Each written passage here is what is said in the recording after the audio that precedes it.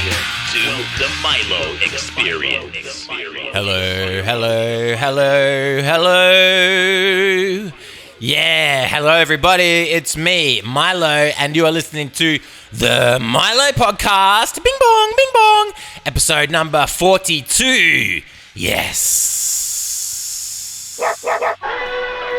Yeah, episode number 42. Got a bit of a ring to it, doesn't it? Yeah, it's the old meaning of life, the universe, and everything right there. Number 42. Thank you so much for joining me on this epic adventure that we've all been on. We're back on the fucking horse and cart. We are blazing the trail. We are onward and upward. We're doing all the things. Everything is happening right here, right now. And I want to thank you so much for joining me once again on the Milo Podcast to be a part of this amazing movement, this epic, turn of the century. This is like a new regime, a passage of time, new epoch, new era, together as one, moving forward type stuff into the future, revolution, catalytic, iconoclastic. I'm not a spastic, but I will turn into elastic if you stretch me too hard. That's what's happening, people. That's what we are doing right here, right now. We be stretching and flexing and doing all the things for our protection. And the more that it happens, the harder we get, like an erection. That's what I'm saying. The thing that's burning in my mind right now is I wonder, what is the, well, first of all, let me just start again. I'm wondering what is the most rarest thing, right? The most rarest thing that you can be doing, right?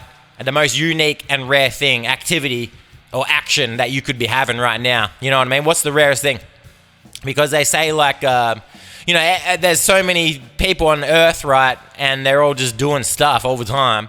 And like at any one time, there must be like hundreds, if not thousands of people doing the exact same thing as you, like taking a shit in the toilet, like just in your city alone. There's probably when you're sitting down taking a dump, you're probably joining people in like some kind of shitty communion, right? On the porcelain throne in your city or your township alone. There's probably like fucking, at least like 10 to 1,000 plus other people that are all sitting in the toilet right here, right now as you're doing it, right? And it's sort of like in some ways, you could consider it like a shared experience, like it's a uniform thing. You're sort of tapping into the metaphysical nodes or whatever, like that's the Rupert Sheldrake type shit. What is it? Morphic resonance of shitting or whatever. Yeah, you might be doing brushing your teeth, right?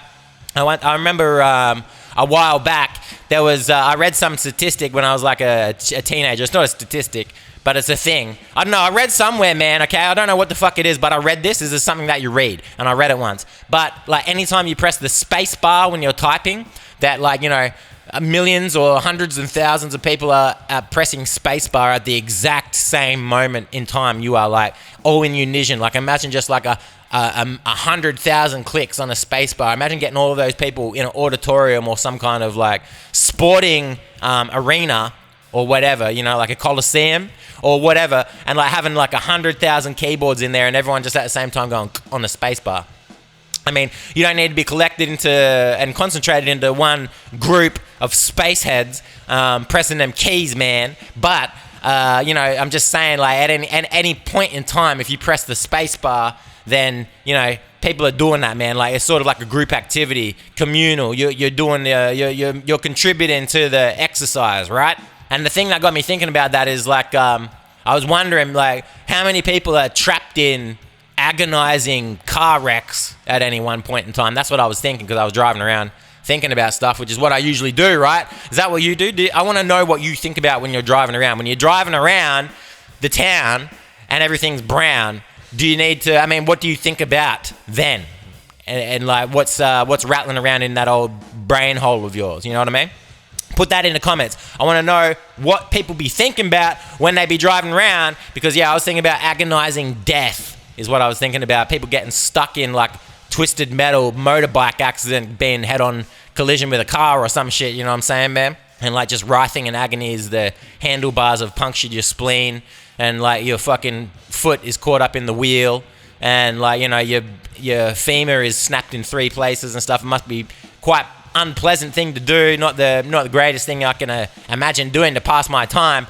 But it must be pretty popular because I can only imagine that like a lot of people doing that all at the same time, right? There's so many people riding bikes, not just like motorcycles, but push bikes and like mountain bikes and stuff. So how many people be all in like car accidents at the same time around the earth, you know?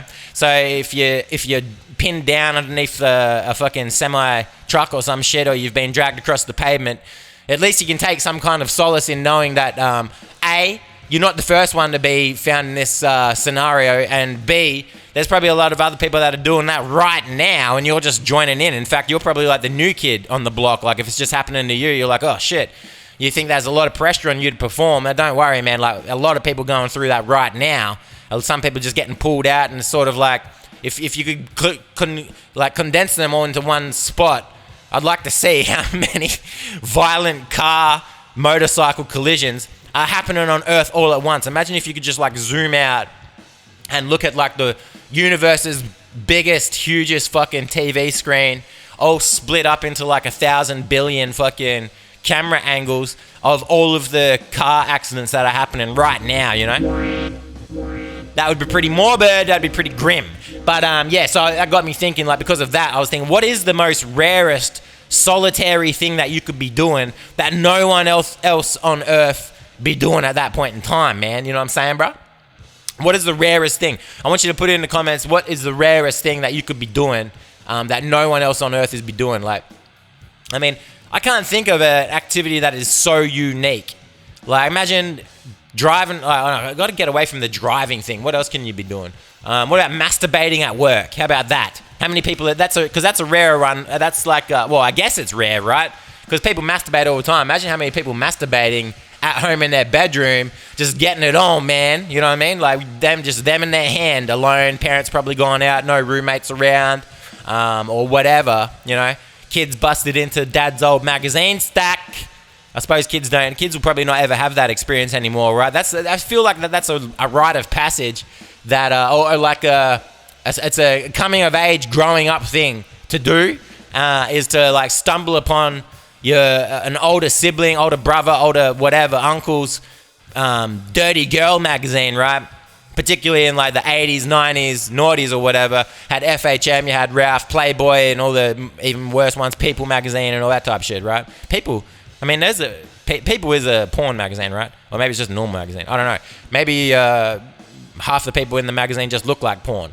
But are kids even going to get the opportunity to do that anymore? I don't even know if they make dirty magazines anymore. Maybe just for the truckers in truck stops and stuff. Like kids are going to be coming over their dad's old hard drive or something, like inheriting their dad's old laptop, or they're getting their dad's iPads, and as soon as they go into the Safari and hit the P to go to playonlinegames.com, the first thing that comes up is Pornhub, you know? And yeah, now kids are not going to be stumbling into dad's dirty old mags anymore, kept in a fucking cardboard box in the corner of the spare room or the garage or whatever. Unless your dad is like some kind of trucker guy who drives like from town to town and doesn't get any internet connection ever. And because truck stops still sell those magazines, so truckers must be the number one type of person that still be buying naked women on print, bruh. And good for them, because you know, as I said, it's a coming of age type of thing. Yeah, who wants to see physical media go out of circulation? A lot of people don't. A lot of people still buying video games. A lot of people still hoarding DVDs and doing all that type of stuff, man. And you know, I guess when it comes to like video games or like even watching movies and stuff, streaming sites and like video game sites like Steam or whatever, like Xbox Live or whatever the fuck, man, they can just pull content. They can take that content down. You don't ever really own the content. You just be like sort of, you have a license to access and run and play that shit. That's about it. You don't actually own it. Whereas back in the physical days, you had a collection of fucking DVDs that spanned the entire wall, you know what I'm saying? So yeah. But back to the most rarest thing, like, because I can't even think about what is like something that's so rare, like painting a lobster's shell. How many people could be possibly doing that at once? How about feeding yourself to a bear? How many people are getting attacked by bears at once? That one's got to be pretty rare, right? Do you think that there's like, how many people could possibly be being eaten by a bear at any one point on Earth? Do you reckon that at any stage, at any time that you could point to or count or look at, do you think that there's a bear eating person free moment? Like, do you think that there's ever a point in time when a bear is not eating a human? Because like there seems to be like less bears on Earth than motorcycles. Actually, that'd be an interesting fact to learn about as well. What do you think there's more on Earth, motorcycles or bears? And if you look at like Vietnam and like Southeast Asia and places like that, you know, probably like Thailand and Philippines and shit, they got a lot of bikes, man. They got a lot of bicycles. They got a lot of motorcycles, dude. Particularly in Vietnam. I'd be thinking about Vietnam, man, because when I went there, like there's about 1,000 motorcycles on the street at within eyeshot, within view. At any point in time, right? But I've never seen 1,000 bears like running down the highway or whatever. Or even in nature, I don't think I've ever seen like a herd of wild bears, like 1,000 bears all at once, just, you know, condensed into one fucking location or one cave, all hibernating at once, all sleeping it off, pushing out the Zeds, bruh. You know what I'm saying, man? So yeah. And then, so when you think about the number of bears that there is on Earth, and then you think about the number of people that actually interact with bears on a daily basis, it's not that many, because it's mostly going to be like zookeepers, hunters, and what? Explorers, or people that like to hikers, campers, stuff like that, you know what I mean? And I think that, I don't know, it just seems like there's less people getting eaten by bears than there is motorcycles being in twisted metal wrecks or whatever, bro. So yeah, it's hard for me to think about off the top of my head what would be the most rarest thing, but you could probably like come up and like compound some stuff like how many people are playing basketball but they're using a soccer ball, and it's, I don't know, like they're playing in underwater or something, you know, like you can try, you got to add layers to this shit, because how many people playing basketball? Probably millions at once. How many people playing basketball but they're using a soccer ball? Probably, you know, you can probably cut that number in half, or even like take it down to like 25% of the total. I'm sure it's happening, right? There's got to be people out there that can't afford soccer balls. I mean, can't afford basketballs or whatever, and they just be picking up the soccer ball or whatever. Anyway, yeah, I don't know what the rarest thing that you could possibly be doing. What about being elected president? How about that? Surely, how many presidents are there on Earth anyway? And if you're talking about I suppose it depends on the level of president as well, because you could be like the president of a company, like the CEO, and you could just be getting a promotion or something, stepping up into the hot seat, the director's office, or you could be voted into office of a nation and be their leader. You know, there could be that kind of president, right? So, I don't know. If it depends on how you slice it, there's so many ways to slice it. It's like so many ways to slice it, like origami. That's folding. It's like samurai death by 1,000 cuts, this question, because if you slice it up and dice it up, then you throw in some spice, and then it tastes nice because it's well seasoned. You get to eaten, you just reheat it, and then you beat it like an egg until it's dead, and then you suck up the dregs, bruh. Books. We all love books, don't we? Don't we all just love to read? Everybody loves reading, and some books are more popular than others, right? Just like anything else. I know that's hard to believe, that some things are more popular than others. Duh! So, you know, there's like To Kill a Mockingbird, there's Catcher in the Rye, and there's the Holy Bible. All pretty popular books. But definitely, I'm not saying that this is the most popular, but one that's up there is George Orwell's 1984, right? Everyone's always talking about 1984. Gets talked about a lot in political sphere and like social commentary spheres as well, right? Oh, this is literally 1984, and people like quoting stuff whenever some leader gets into power and does something they don't like. Hey, that's 1984. You can't do that because it's 1984. Duh! Didn't you read that book? It was a warning. Hello. 1984 was supposed to be a warning, not a manual. La la la la la la la la la lee. Do do do do do. What a smart comment. Am I right? But people never think about what would 1985 be like? Like a sequel to that book. Like how could it get even worse? I have to admit, I've not read 1984, but it's all about. I don't know what the fuck it's about. I think it's about.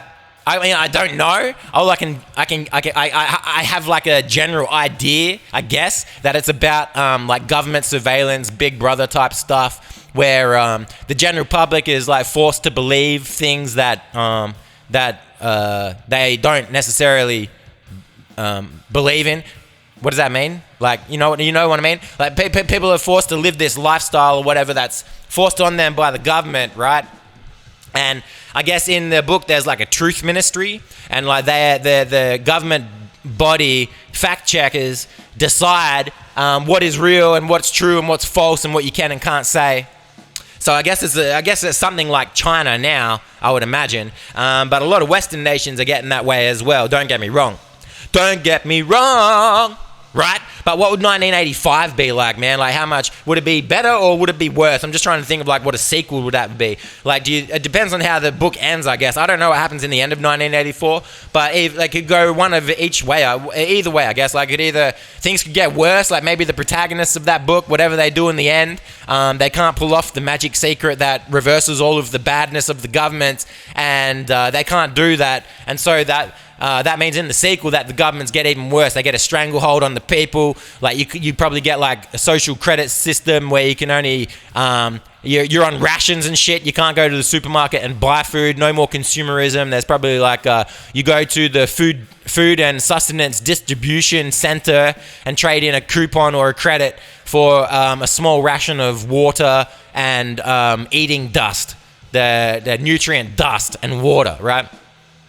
It could go that way, or it could get worse. Like, what if the 1984 government come up against, like, maybe they try to expand and they go from just being a country, and then they try to take over the whole world, and then it results in like conflicts around the globe of like freedom fighters that are pushing back against the fascist 1984ians, because they're trying to come for your nation now, and they're calling themselves the 1985ians, and it's not just good enough for them to have complete control over every fucking little thing that every bit of media, censorship and all that type of stuff in their own nation. They got to be coming for yours, man. They're coming for the next door nation, bruh. Sort of like Russia versus Ukraine. So this is what it'd be like for the Ukrainians, right? It's like Russia's always been 1984, but when they start coming over your borderline, dropping bombs and shit, it's like, oh fuck, this is like 1985, man.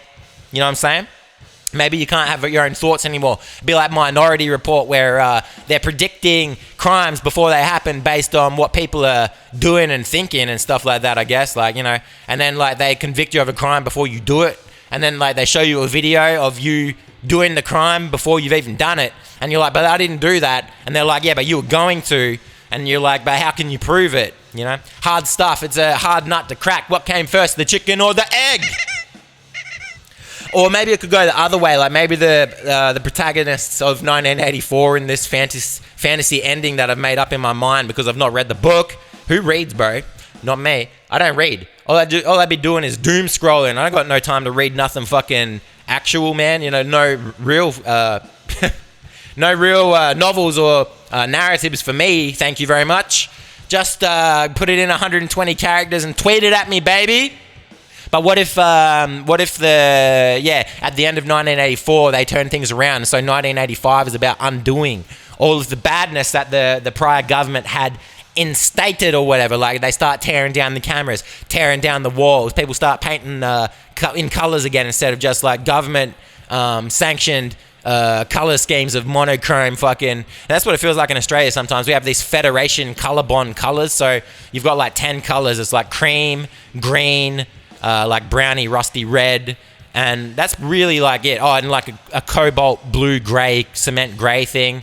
Those are heritage colours, and that's what everything in Australia is like. Everything is those colours. We've only got 4 colours in Australia, and that's the only colours that you're allowed to see or interact with. If you see the wrong colour, they throw you into jail. But maybe, 1985, they're undoing all that, and they're like, people have opened up the market. They're allowed to grow vegetables and fruits, and they're holding hands and kumbayaing in the park and all that type of stuff. They're legalizing it. They're legalizing the herbs, man, and people are doing all that. It's like a renaissance, bruh. A renaissance fair, but for the entire nation without government fucking heavy-handed control, micromanagement of the people. Maybe 1985 could be like that, man, but I don't know. I think, like, I don't like that idea. I don't like that concept because I think that, like, 1985, it seems like you're ramping up.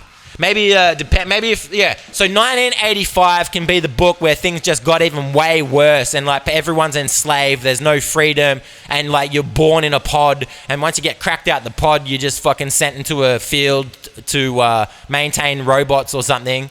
And that's 1985. And then 1983 is the opposite side of things where, they tear down the government, people find their personal freedoms again, willpower is restored, and there's a rainbow over the horizon.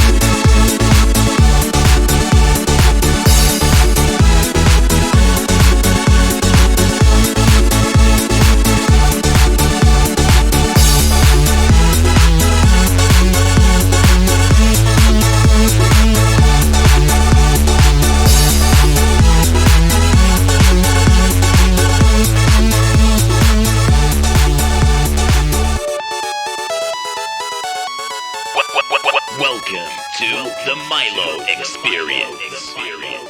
When people have kids, right, offspring, little ones of themselves, you often, you can witness those people, those kids, and you can also witness their parents, right? You can observe them, so you can see and interact with them. Some of these people might even be your friends. They may be people that you know who have had a baby, right? And so, you must have heard, you can see, when you look at a baby or a kid, you can see, in their face that they resemble one parent or the other. It's a bit of a mix of both, But it's not just physical appearance. I guess it's also personality traits and behaviors and habits and stuff like that, right?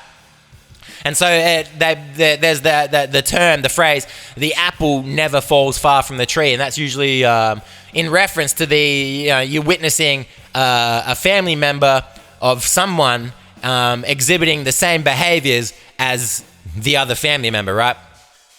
And that's why they say the apple doesn't fall very far from the tree. But what has anyone ever wondered and stopped to think, what would happen if, what would it be like if an apple fell really far away from the tree?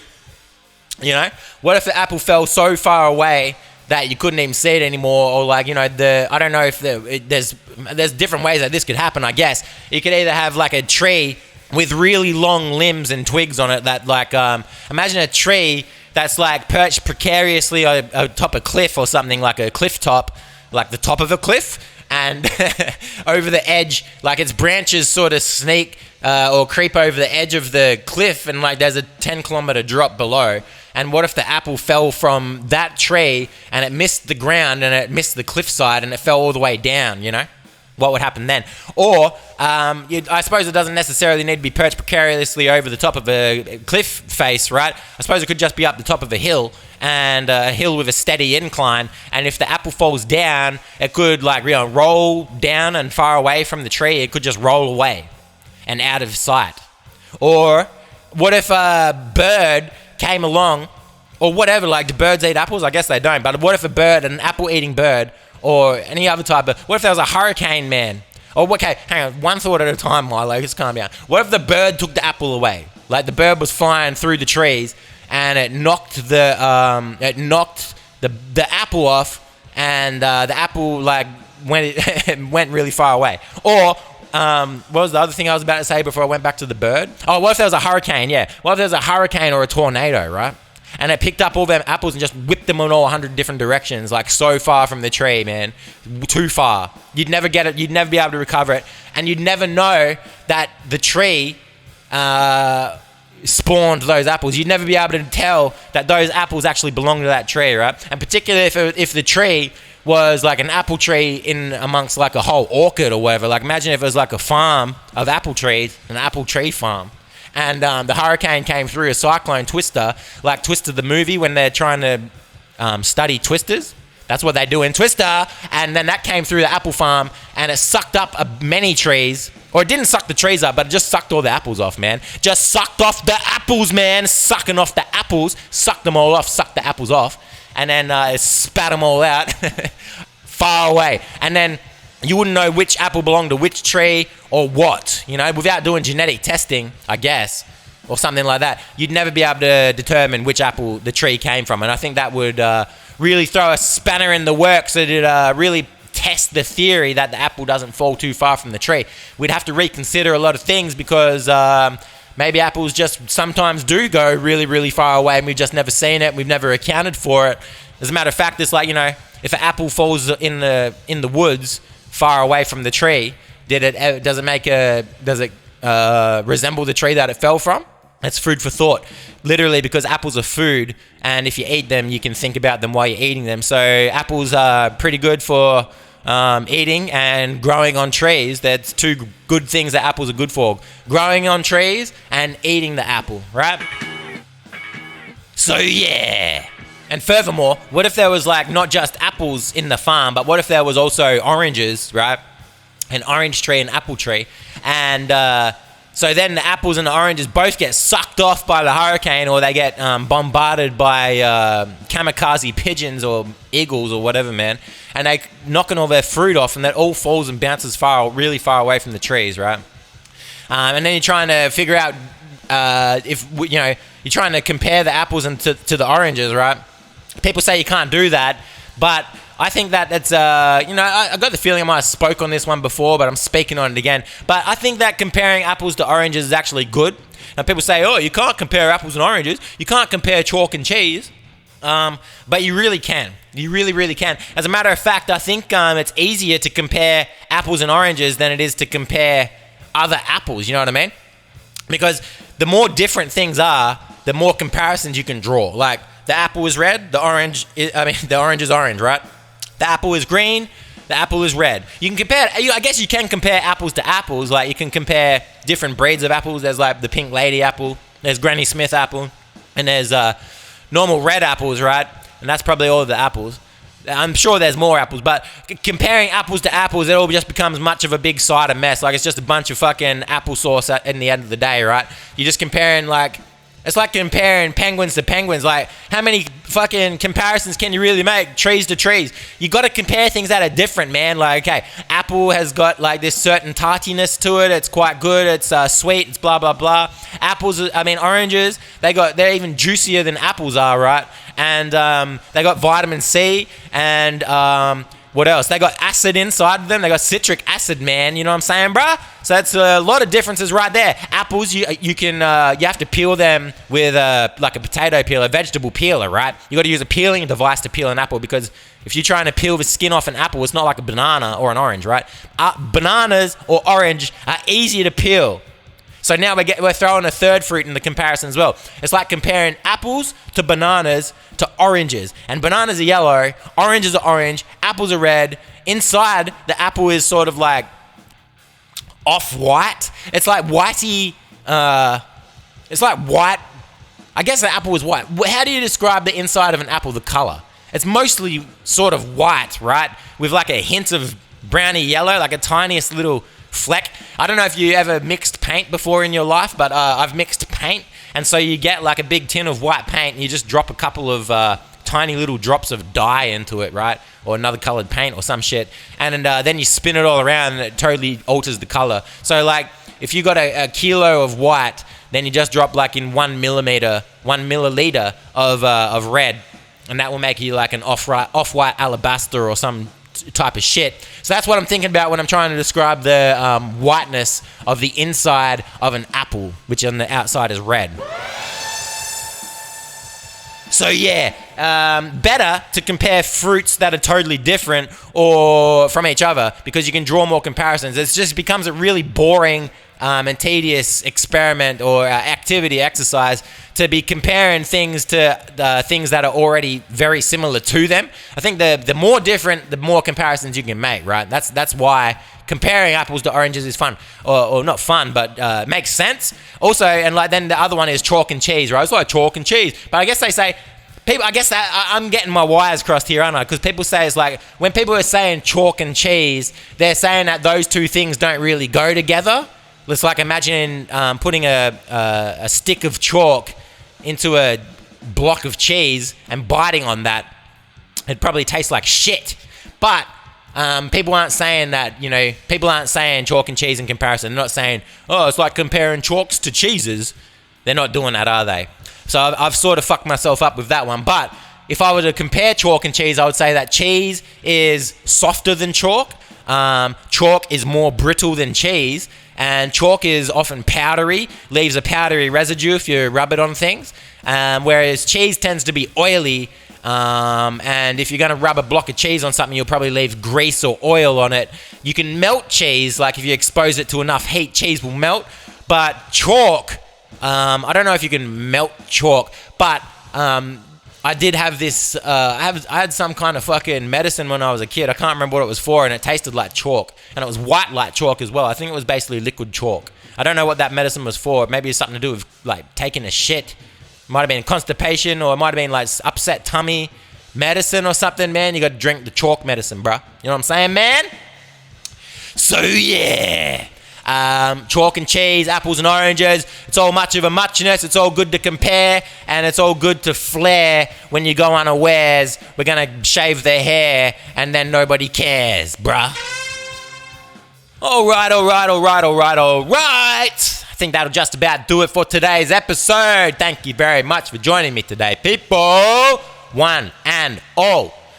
Apes together strong, you feel me? So yeah. Thanks for listening. If you're listening on YouTube, hang on, real life update. Nothing has changed. Everything's normal. Has some ups and downs in this life, haven't we all, right? Haven't we all? Making music. I received some bad news about one of my friends. And that's about it. I'm living life, and I hope you're living too. You feel me? I hope you're living too, man. So yeah. If you're listening on YouTube, you know what to do, tube. I want you to go down and hit the like button, and I want you to hit that subscribe button, and go down in the comment and leave a comment saying, hey Milo, and I will like your comment and I'll respond to the comment too. If you're listening on Spotify, you're that guy. And you can like the podcast, follow the podcast, and apparently you got to rate the podcast out of 5. People love it when you rate it out of 5. Whenever I go to podcasting spaces, which is rare because I don't care about anything that those idiots have got to say, you ever notice that podcasters are weird? And I know that I'm a weird guy, and I guess I'm a podcaster now. I've done 40 fucking podcast episodes. Does that make me a podcaster? I don't know. Am I a podcaster? Am I just a guy with a podcast? And listen, I know that I'm weird, but I'm eccentric weird, and I'm a weirdo, right? That comes across in my fucking personality, all right? But when I talk about weird podcasters, I'm telling you, like, they're into weird shit, man. You ever go to like a podcasting group on Facebook or on Reddit? There's multiple podcasting subreddits for people that make podcasts. And you know what? Those fucking people are weird. They're always doing the most weirdest, fucking niche, stupid ass, boring podcast fucking topics. Like, do you know how many fucking tech startup podcasts are always starting? Like, new tech startup podcast. We review the best tech and the greatest ideas and blah. Who cares? And a business podcast, it's just fucking manure for your brain. It's brain waste, man, for people that drive their fucking Audis to work and be like, yeah, today you're going to make money. This is how you're going to make money. You need to maximize the gains. You need to minimize the losses. You need to buy low and sell high. And then you need to motivate, and don't procrastinate. And then there's podcasts about like just boring shit, commerce, finance, like that. In these podcasting spaces, communities online, man, it seems that a lot of people are really interested in the most god-awful, boring, soul-sucking garbage ever fucking created on this earth. Like the worst parts of society, grinding to make money and climbing the corporate ladder and doing the most backwards horseshit, anti-human shit in the world. And I guess people really go crazy about that. I don't know what is wrong with Earth, man. I don't know what is wrong with podcasters, right? But having said that, I'm on Spotify, so rate the. That's how we got there. You got to rate the podcast out of 5 because all these fucking dickheads are always rambling on about how important it is. We're gonna there's threads about, hey, I'll rate your podcast 5 and you rate my podcast 5, and we'll start a train and we'll do this. It's a follow train and blah blah fucking blah blah fucking blah cunt. All right. So yeah, go on and rate my podcast 5 out of 5. And I'll put a poll. I always put a poll, right? You can interact with the poll, and you can write down something funny in the poll. And you can also leave a comment on the old Spotify app as well. Shout outs to Hippie. I saw your comments the other day, bro. Thank you. Thank you for listening. All right, without further ado, that is it for episode number 42 of the Milo Podcast. Bing bong, bing bong. And I will see you in the next episode. Don't forget, if you've got a dream, you must still be asleep.